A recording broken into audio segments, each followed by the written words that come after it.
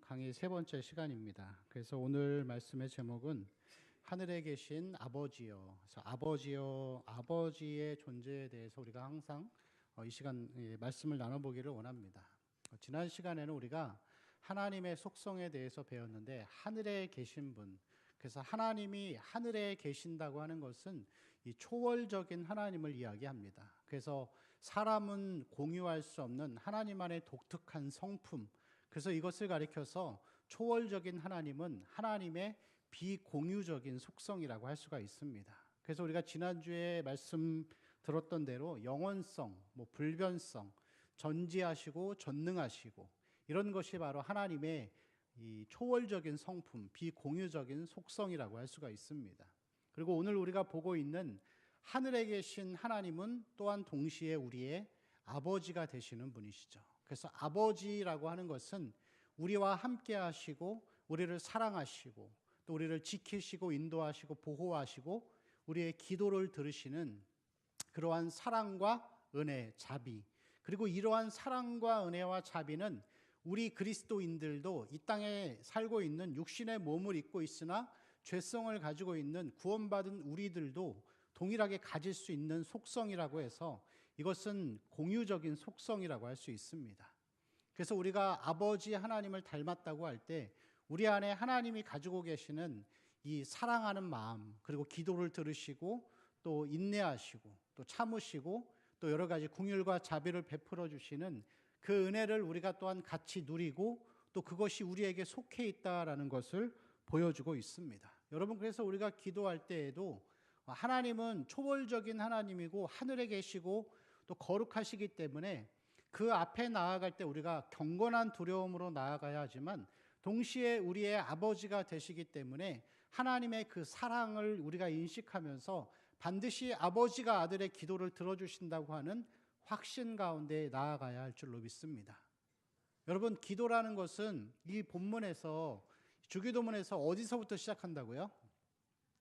이름이 거룩히 여김을 받으시오며, 그 기도를 하기 전에 하늘에 계신 우리 아버지여라고 이야기를 하는 것은 그것은 내가 기도하기 전에 먼저 어떠한 자세를 가지고 내가 기도하는 대상이 누구인지를 먼저 인식하는 것을 먼저 해야 할 것을 우리에게 말씀하는 것이라고 할 수가 있습니다. 그래서 여러분, 우리가 하나님을 지난주 말씀과 더불어서 오늘 말씀 가운데에서 우리가 하나님 앞에 기도하는데 그 하나님은 거룩하시면서 사랑의 하나님, 초월적이면서 내재하시는 하나님, 비공유적인 성품을 가지면서 동시에 공유적인 속성을 가지신 그러한 이 두 가지의 성품을 가지고 계신 하나님 앞에 나아가는 것이라고 할 수가 있습니다. 그래서 여러분, 히브리서 4장 16절 말씀을 보면은 기도할 때 이런 자세로 가야 돼요. 우리 같이 읽어볼까요? 시작. 그러므로 우리는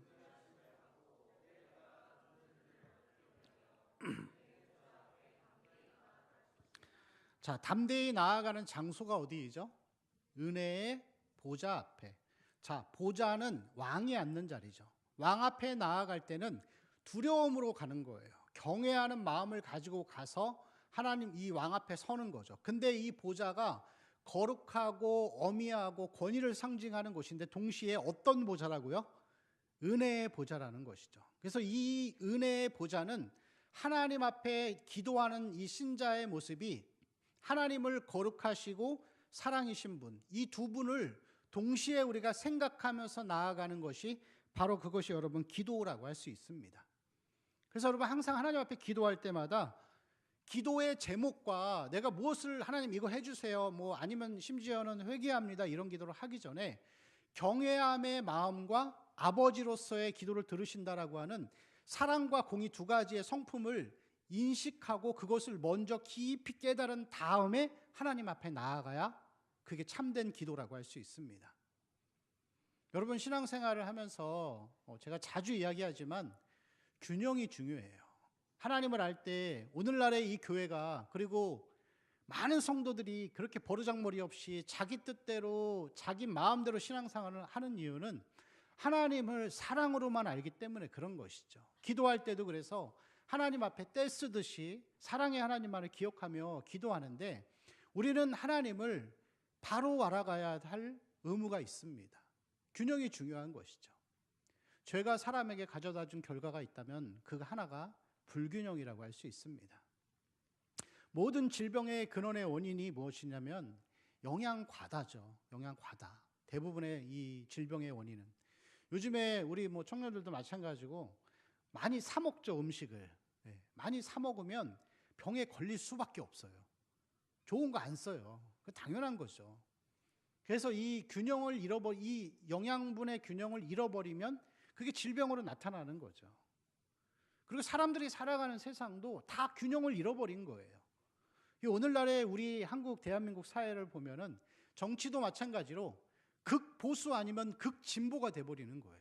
그죠? 극보수로 가버리면은 그 어르신들이 가서 시위하고 그런 거 보면은 그냥 종교 집단 같아요. 잘하고 못하고의 기준이 없고 그냥 신봉하는 거죠.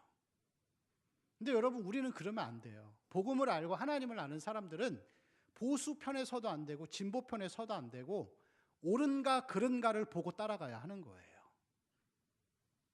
여러분, 그래서 이 균형이 잘 맞춰져 가는 나라가 되어갈수록 사회가 건강하고 선진국이 되어가는 것이죠.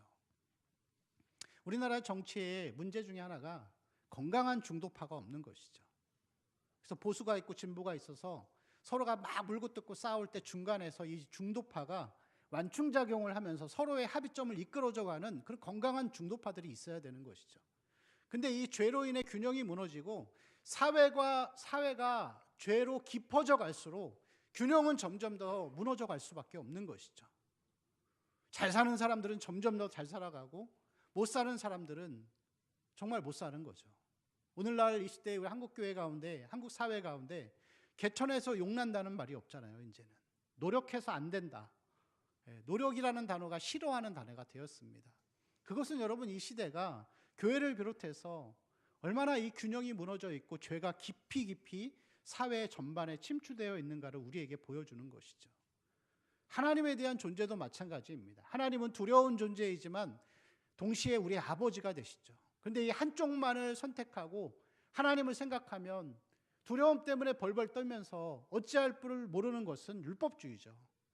그러나 반면에 하나님은 사랑이시기 때문에 내가 마음껏 죄 짓고 살아도 하나님은 다 용서해 주셔. 그것도 아니죠. 그 무율법주의에 빠지는 것입니다. 기도할 때도 마찬가지입니다.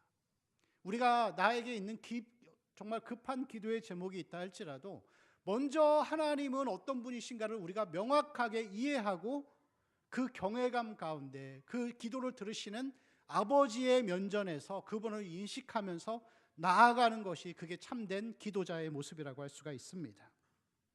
우리가 하나님을 올바로 알고 기도할 수 있는 두 가지 방식이 있는데 그것은 첫 번째, 계시된 진리를 통해서 알 수 있습니다. 여러분, 하나님은 내가 감정으로 아는 게 아니라 진리로 아는 것이죠. 진리를 통해서 그 진리 가운데 하나님이, 여러분 성경을 볼 때 그렇게 한번 해보세요. 한 번은 공의로우신 하나님의 관점에서 한번 읽어보세요. 그리고 한 번은 사랑의 하나님의 관점에서 한번 읽어보세요. 구약 성경을 특별히 읽다 보면은 하나님이 얼마나 인간을 사랑하시는지를 보여줘요.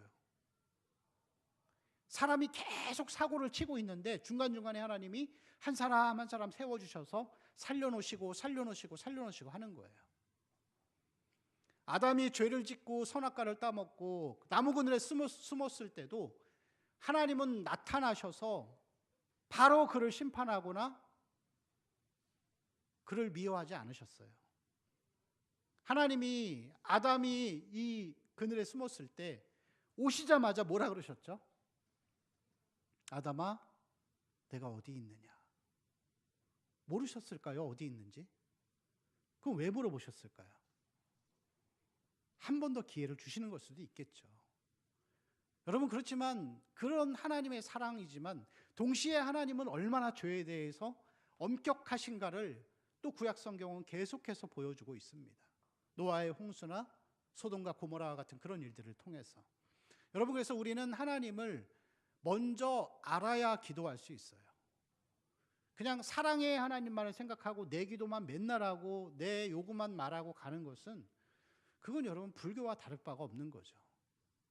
신앙생활 하면서 잘 모르겠으면 그 기준을 한번 물어보세요. 뭘 하든지 기도를 하든지 예배를 드리든지 헌금을 하든지 뭘 하든지 간에 신앙생활 할 때 내가 하는 행동이 불교와 뭐가 다른가를 생각해 보면 돼요.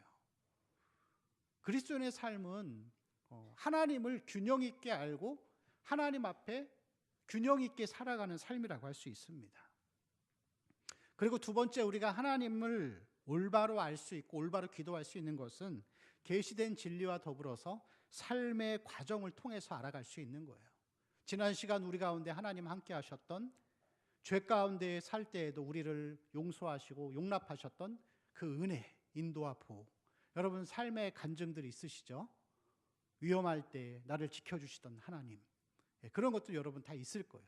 우리가 그런 것들을 보면서 하나님의 사랑과 은혜, 그리고 때로는 하나님의 공의를 깨달을 수 있는 것이죠.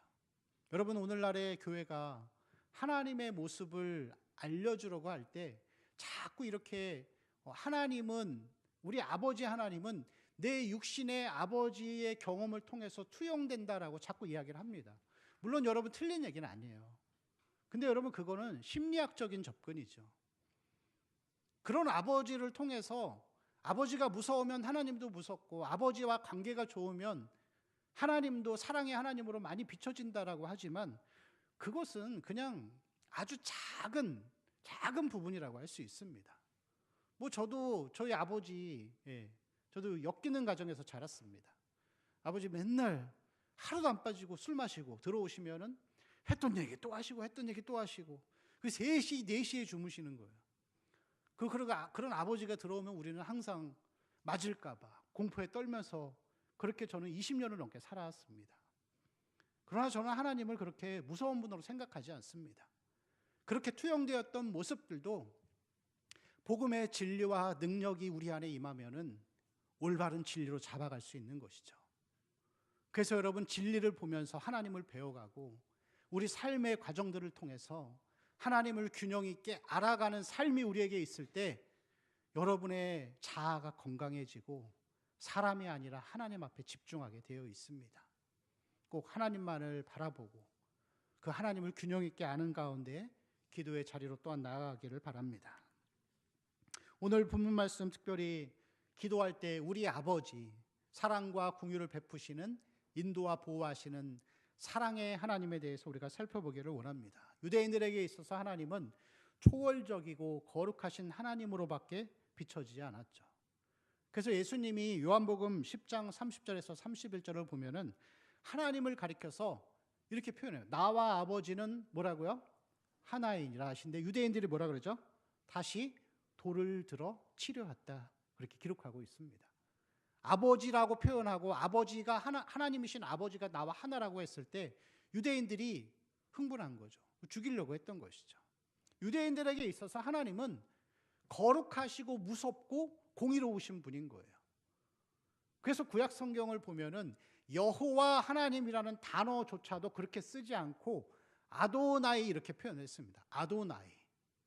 그리고 이 성경을 사본을 필사하는 이 학자들은 이 성경을 창세기 1장 1절부터 쓸 때마다 하나님이라는 단어가 나올 때마다 붓을 빨고 목욕을 하고 다시 그 자리에 앉아서 다시 성경을 이렇게 썼다라고 하죠. 그럼 에스겔 성경 같은 경우는 하나님이라는 단어가 엄청 많이 나와요. 한 장에 막 나는 여호와 하나님이니라 30번 나오는 데도 있어요. 목욕하다가 너무 해가지고 습진 걸릴 것 같아요.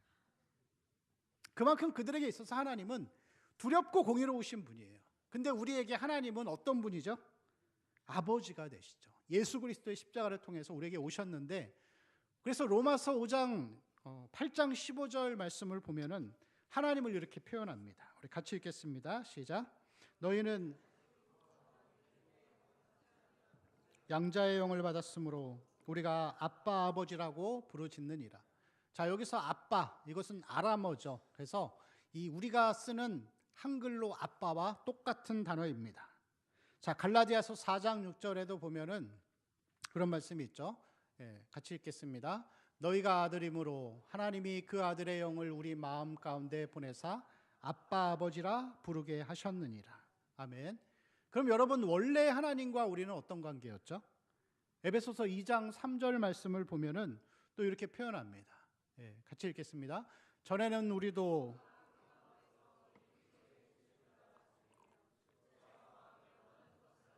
다른 이들과 같이 본질상 진노의 자녀이었더니. 아멘. 자, 원래는 진노의 자녀, 마귀의 자녀였는데 하나님이 예수 그리스도 그분을 보내시고 그 십자가에 죽으시는 그 은혜를 통하여서 관계가 바뀐 거예요. 그래서 우리는 하나님 앞에 원수가 아니라 이제 아빠, 양자로 삼으신 것이죠. 하나님을 기도할 때마다 우리는 아빠 이렇게 부를 수 있는 것이죠. 여러분, 하나님이 우리의 아빠가 되십니다. 여러분 기도하면 다 들으십니다. 하나님이 우리를 인도하시고 보호하시죠. 근데 여러분 중요한 것은 뭐냐면은 그 사실은 변하지 않아요. 그 사실은 변하지 않는데 문제는 내가 잘 못 느끼는 거예요.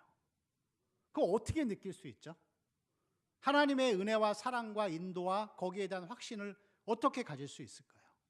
거기엔 두 가지의 방식이 있습니다. 아까 서론에서 제가 말씀드린 것처럼 첫 번째는 이 진리를 알음을 통하여서 복음이 감격되는 삶이 우리에게 있을 때 그게 느껴지게 되는 것이죠. 여러분, 아담이 죄를 지었습니다. 사람이 지은 죄, 하나님은 공의로우셔서 사람이 지은 죄 그리고 죄로 인해 죽음이라는 형벌을 맞이하게 되었죠. 그리고 하나님은 공의로우시고 거룩하시고 공평하시기 때문에 사람이 지은 죄를 죽음으로 이끈 이것을 사람이 동일하게 나타나서 죽음을 정복해야 돼요. 근데 사람은 그 일들을 할 수 없는 거예요. 그래서 이 구약 8,000년의 역사 가운데에서 계속 창세기 3장 15절부터 말씀하는 것이 내가 메시아 예수 그리스도를 보내서 너희를 구속하고 회복하겠다는 것을 우리에게 계속 예언하고 계시는 것이죠. 그리고 예수가 오셨습니다.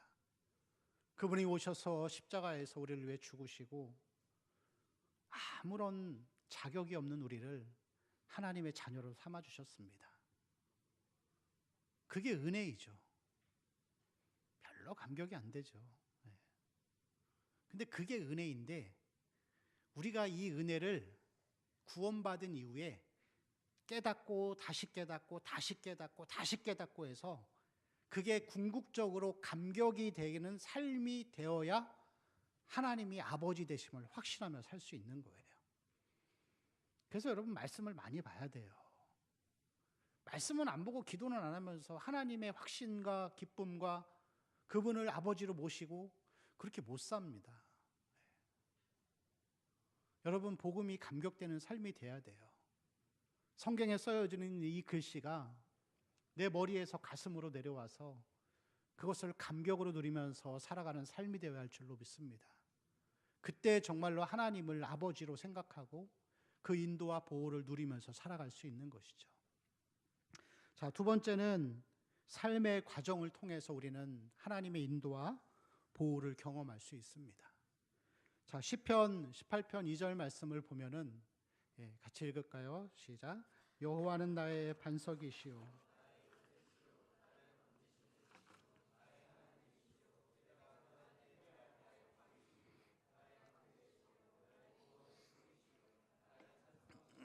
아멘. 자, 이것은 하나님이 우리를 인도하고 보호하고 있다라는 것을 다 보여주는 그런 내용이에요.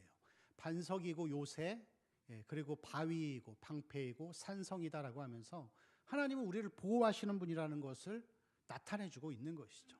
자, 신명기 1장 30절에서 31절이요. 같이 읽을게요.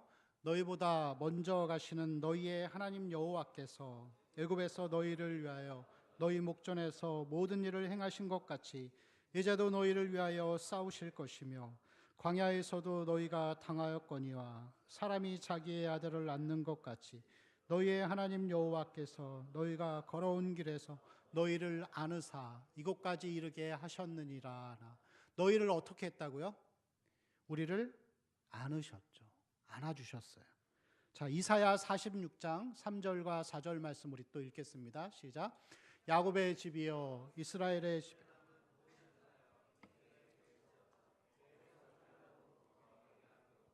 태에서 나무로부터 내게 업힌 너희여 너희가 노년에 이르기까지 내가 그리하겠고 백발이 되기까지 내가 너희를 품을 것이라. 내가 지었은즉 내가 업을 것이요 내가 품고 구하여 내리라. 아멘. 자, 앞에서는 안으셨다 그랬는데 이번에는 어떻게 했다고요? 업어주신 거죠. 우리를 업고 가시는 거예요. 우리 인생이 삶이 그런 거죠. 자, 아들을 내어주신 이가, 그래서 로마서 8장 32절 말씀을 보면 또 이렇게 기록되어 있죠. 같이 읽겠습니다. 자기 아들을 아끼지 아니하시고 우리 모든 사람을 위하여 내주신 이가 어찌 그 아들과 함께 모든 것을 우리에게 주시지 않겠느냐. 아멘. 자, 그게 하나님의 은혜이고 사랑이죠. 여러분, 인생을 살면서 순간순간 어렵고 힘들 때 하나님이 여러분 지켜주시고, 죽을 것 같을 때에도 작은 빛을 비춰주셔서 그 빛이 등불과 같이 커져서 여러분 계속 살려주셨던 그 은혜 기억하시죠? 저도 많이 기억하고 살아갑니다. 죽고 싶을 때도 많았고, 한 번은 차를 타고 가다가 벨트도 안 매고 사고가 났는데 차가 한 100m를 굴렀습니다. 근데 정말 한 군데도 안 다치고 지금까지 멀쩡하게 살아있어요. 그런 것을 보면 하나님이 얼마나 우리를 사랑하시고 인도하시고 보호하시는지를 우리에게 보여주고 있는 것이죠. 그런데 하나님이 우리를 사랑하시는 이것에는, 인도와 보호한다라고 하는 것에는 긍정적이고 좋은 것만을 의미하진 않아요. 부정적인 의미도 있는 거예요. 징계와 고난의 그런 의미도 포함되어 있습니다. 자, 히브리서 12장 6절에서 8절까지 우리 같이 읽어보겠습니다. 시작. 주께서 그 사랑하시는 자를 징계하시고 그가 받아들이시는 아들마다 채찍질하심이라 하였으니 너희가 참음은 징계를 받기 위함이라. 징계하지 않는 아들이 있으리요 징계는 다 받는 것이거늘 너희에게 없으면 사생자여 친아들이 아니니라. 아멘. 여러분, 일이 풀리지 않고 어려운 일이 생기고 억울한 상황이 될 때에도 그것은 하나님이 우리를 징계하시기 때문에 그런 거죠. 그렇지만 그 징계도 우리를 사랑하시기 때문에 바른 길을 가라고 그렇게 하시는 것이라고 할 수 있습니다. 며칠 전에 제가 집에서 이 스마트폰을 이렇게 막 하고 있다가 이 케이스가 있잖아요. 이 케이스가 있는데 위에가 안 껴지는 거예요. 왜 안 껴질까 해가지고 열어봤어요. 열어봤더니 이 안에 요만한 쪽지가 하나 들어있더라고요. 이 쪽지에 보니까 1번 먼저, 2번 다음에, 딱 보니까 우리 아들이 쓴 거예요. 그리고 요만하게 한 2cm, 3cm 되는 거를 그렇게 겉에다 써놓고서는 그거를 테이프로 붙여놓은 거예요. 이게 뭐야? 그래서 그걸 열어봤어요. 열어봤더니 2장의 그 종이가 담겨져 있는 거예요.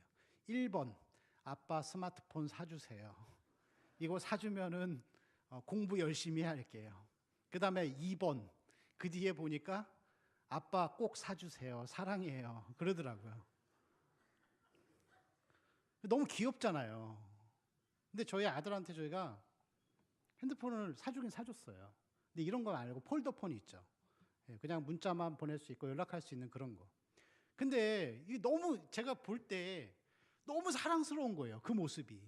예? 아빠한테 그 사달라고 하는, 여러분 나중에 결혼해서 그런 거 한번 느껴보세요. 아빠 그렇게 부를 때 그 감격이 있어요.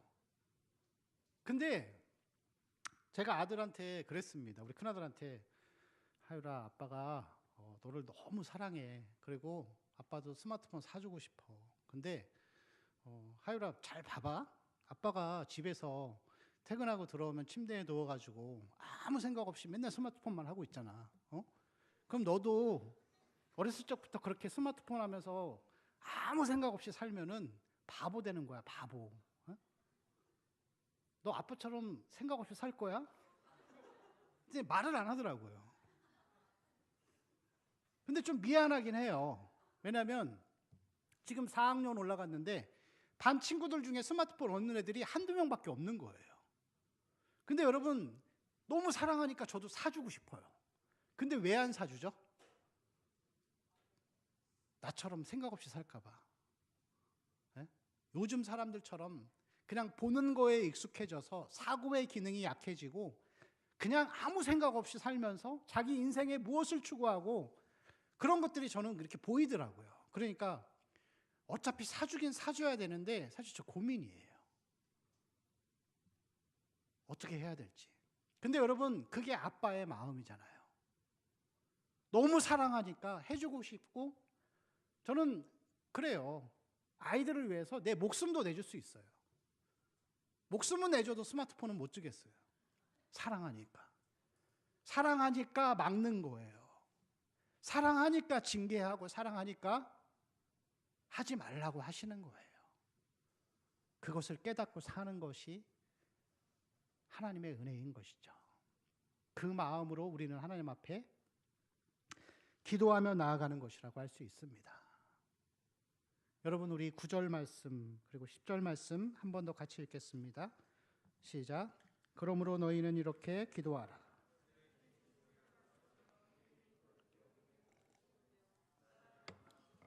뜻이 하늘에서 이루어진 것 같이 땅에서도 이루어지이다. 아멘. 자, 9절 말씀 보면은 하늘에 계신 우리 아버지여 이름이 거룩히 여김을 받으시오며. 그럼 여러분, 중요한 게 있어요.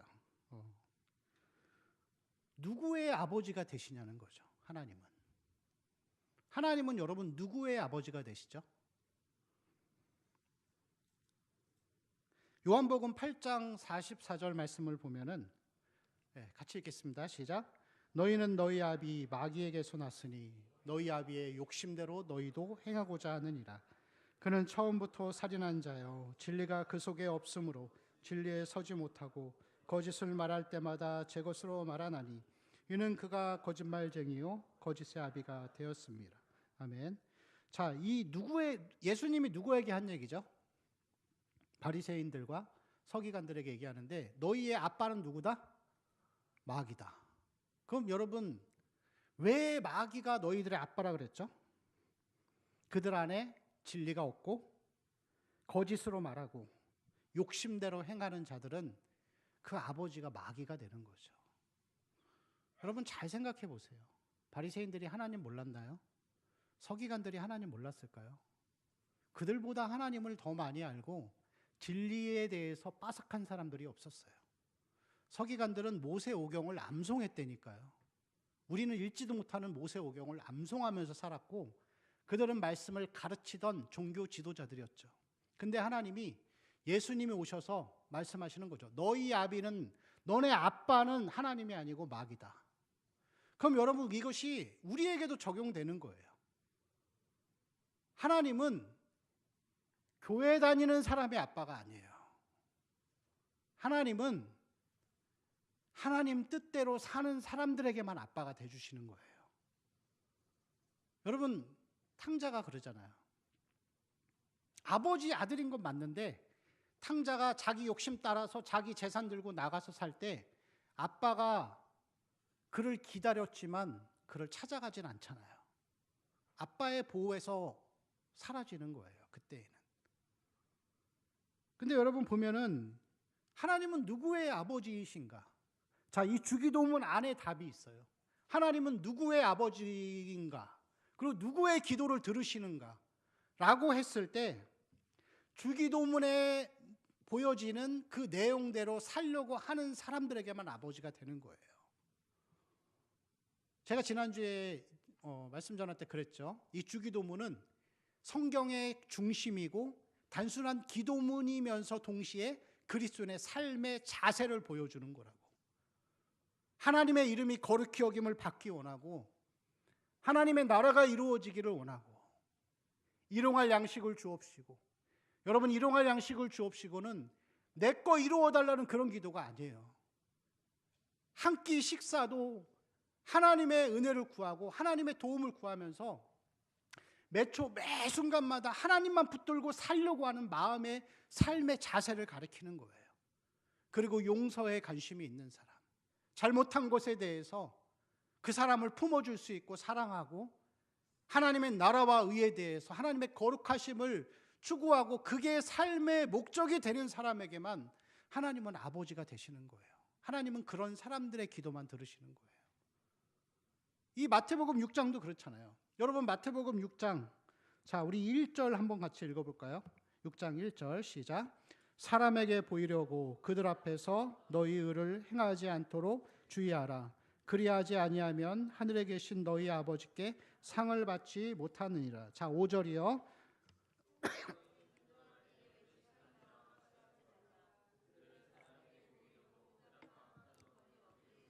기도하기를 좋아하느니라. 내가 진실로 너희에게 이르노니 그들은 자기 상을 이미 받았느니라. 자, 16절이요. 시작. 금식할 때 너희는 외식하는 자들과 같이 슬픈 기색을 보이지 말라. 그들은 금식하는 것을 사람에게 보이려고 얼굴을 흉하게 하느니라. 내가 진실로 너희에게 이르노니 그들은 자기 상을 이미 받았느니라. 아멘. 자, 공통적으로 나오는 문장이 뭐죠? 사람에게 보이려고. 자, 마태복음 6장의 전체 주제는 그래서 뭐라고요? 하나님 앞에서 살아가는 삶. 사람에게 보이려고 신앙생활하고, 사람에게 인정받으려고 교회 다니고, 사람에게 잘 보이려고 하는 그런 사람들 말고 하나님 앞에서 살려고 애쓰는 사람들에게 하나님은 아버지가 되어주시고 그들의 기도를 들으시는 것이라고 할 수 있습니다. 자, 그리고 우리 19절 말씀 또 읽어보겠습니다. 시작. 너희를 위하여 보물을 땅에 쌓아두지 말라. 거기는 좀과 동록이 하며 아멘. 자, 마태복음 6장이 하나의 예를 세 가지를 둔 거예요. 그래서 1절에서 4절까지는 구제, 사람에게 보이지 말고 은밀하게 해라. 그 다음에 기도할 때 은밀하게 해라. 사람에게 보이려고 하지 말고. 자, 그 다음에 금식할 때 사람에게 보이려고 하지 말고 하나님 앞에서 해라. 그러면서 그 끝부분에 이야기하는 것이죠. 너희 보물을 하늘에 쌓아둬라. 땅에 쌓아두지 말고. 그러면서 여러분, 이 삶, 하늘에만 쌓아두는 삶, 이 땅에 소망을 두고 사람에게 보이려고 하고 사람에게 성공해 보이려고 하고 인정받으려고 하고 그런 거 말고 하나님만을 바라보고 하나님 나라를 위해서 헌신하고 의와 진리와 복음을 위해서 살고 거룩한 삶을 위해 사는 사람들이 하나님의 인도와 보호를 받는 거예요. 그게 여러분 복음의 삶을 사는 거예요. 세상에 나가 살면서 자기 하고 싶은 대로 마음껏 하고 살다가 교회 와서 일주일에 한 번 예배 드리는 거는 그건 여러분 건강하지 않은 거죠. 신앙은 삶의 자세입니다. 신앙은 행위가 아니에요. 신앙은 시간을 들여서 그냥 형식적으로 드리는 것에서 끝나는 것이 아니라 삶의 자세입니다. 그런 사람들에게 하나님이 아버지가 되어주신다고 할 수 있겠죠. 자, 그래서 결론적으로 우리가 해야 될 일들이 있습니다. 우리는 순종하며 나아가야 하는 삶을 살아야 되는데 특별히 신명기 8장 2절에서 6절까지의 그 내용들이 들어 있습니다. 우리 같이 읽을까요? 좀 길지만 시작. 내게 광야길을 걷게 하신 것을 너를 시험하사 내 마음이 어떠한지 그 명령을 지키는지 알려 하심이라. 너를 낮추시며 너를 줄이게 하시며 또 너도 알지 못하며 내 조상들도 알지 못하던 만나를 내게 먹이신 것은 사람이 떡으로만 사는 것이 아니요 여호와의 입에서 나오는 모든 말씀으로 내게 알게 하려 하심이니라. 이 40년 동안에 내 의복이 헤어지지 아니하였고 내 발이 부르트지 아니하였느니라.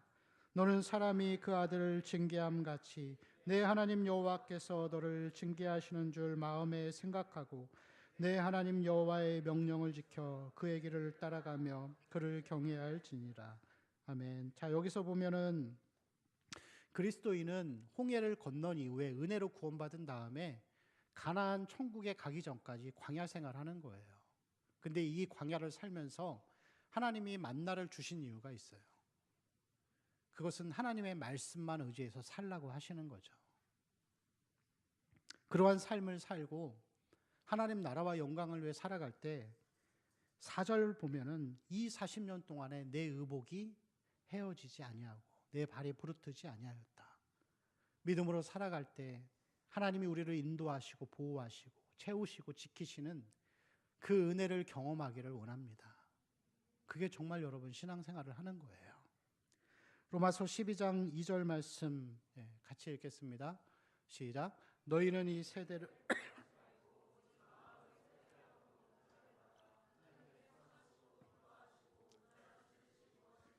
분별하도록 하라. 이 세대를 본받지 말고 세상이 따라가는 성공과 사람에게 인정받고 땅에서의 목적을 이루는 그것이 아니라 여러분 하나님 나라와 그 영광을 위해 살아가는 삶이 되어야 합니다. 하나님이 우리에게 원하시는 것은 온전한 삶을 원하시는 게 아니에요.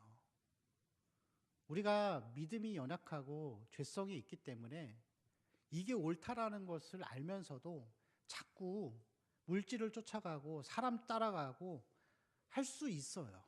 근데 여러분 중요한 건 뭐냐면 하나님은 전지전능하시기 때문에 우리 속마음을 아시는 거예요.